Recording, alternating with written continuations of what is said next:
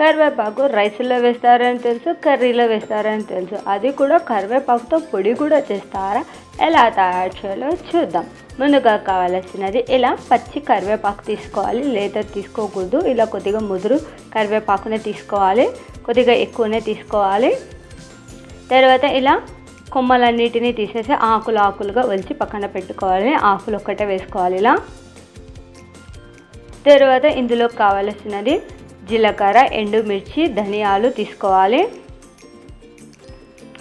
తర్వాత ఇందులోకి కొద్దిగా ఎల్లిపాయలు కూడా తీసుకోవాలి. నేనైతే 2 ఎల్లిపాయలు తీసుకున్నాను. వీటిని ఒలిచి ఇలా ఒక కప్లో పెట్టుకోవాలి పక్కన.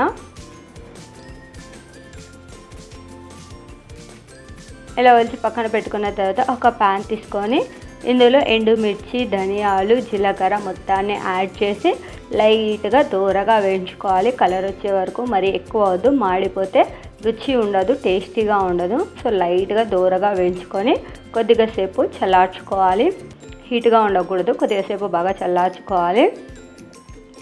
ఇలా చల్లారిన తర్వాత మిక్సీ జార్లో వేసి మొత్తాన్ని,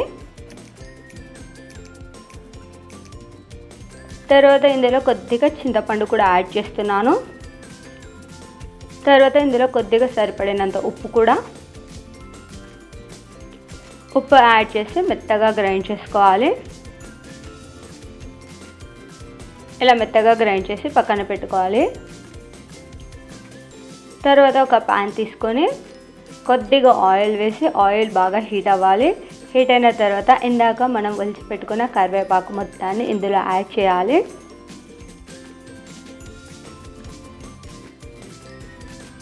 యాడ్ చేసి కొద్దిగా లైట్గా దూరగా వేయించుకోవాలి. అలానే పెడితే మాడిపోతుంది. లో ఫ్లేమ్లో వేయించుకోవాలి, హై ఫ్లేమ్లో కాదు, ఆకు మాడిపోతుంది. లో ఫ్లేమ్లో కొద్దిగా చిన్నగా దూరగా వేయించుకోవాలి. లైట్గా కలర్ రావాలి, మరి ఎక్కువ వద్దు.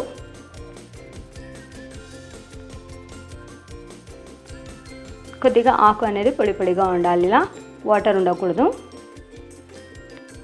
ఎందుకంటే పచ్చిది వేస్తే కొద్దిగా వాసన వస్తుంది. ఇలా దూరగా వేయించుకొని వేస్తే కొద్దిగా టేస్టీగా ఉంటుంది. ఇలా దూరగా వేయించుకోవాలి లైట్గా.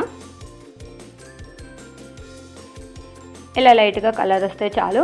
కొద్దిగా సేపు చల్లార్చుకోవాలి. ఇలా చల్లారిన తర్వాత మిక్సీ జార్లో ఇలా ఆకు మొత్తాన్ని, కరివేపాకు మొత్తాన్ని యాడ్ చేస్తున్నాను. యాడ్ చేసి మెత్తగా గ్రైండ్ చేసుకోవాలి. ఇలా గ్రైండ్ చేసిన తర్వాత ఇందులో కొద్దిగా ఎల్లిపాయలు యాడ్ చేస్తున్నాను. ఇలా కొద్దిగా ఎల్లిపాయలు యాడ్ చేసిన తర్వాత ఇందాక మనం మిక్సీ జార్లో కారం పొడిని గ్రైండ్ చేసాం కదా, అది కూడా యాడ్ చేస్తున్నాను. ఇలా పొడి మొత్తాన్ని యాడ్ చేసి, కారం పొడి మొత్తాన్ని యాడ్ చేసి మెత్తగా గ్రైండ్ చేసుకోవాలి. ఇలా గ్రైండ్ చేసిన తర్వాత కొద్దిగా సేపు చల్లారనివ్వాలి. ఇది ఎక్కువగా మనం ఎక్కడికన్నా టూర్స్కి, ట్రిప్స్కి వెళ్ళినప్పుడు చాలా యూజ్ అవుతుంది. కరివేపాకు పొడి తయారైపోయింది.